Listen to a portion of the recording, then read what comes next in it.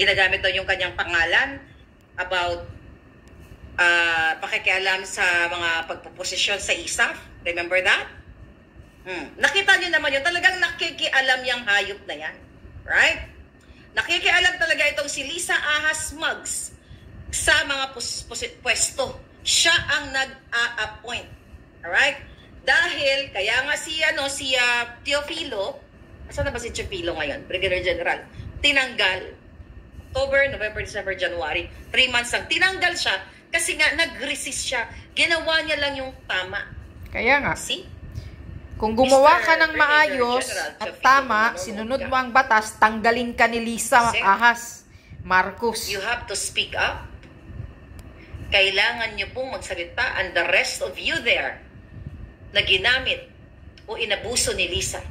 Kaya nga. Huwag kayong matakot. Huwag kayong matakot, lalo na kung nasa tama kayo. Kayo ang susi. Ako, may bounty. Kayo, may baril pa nga eh. Ako wala.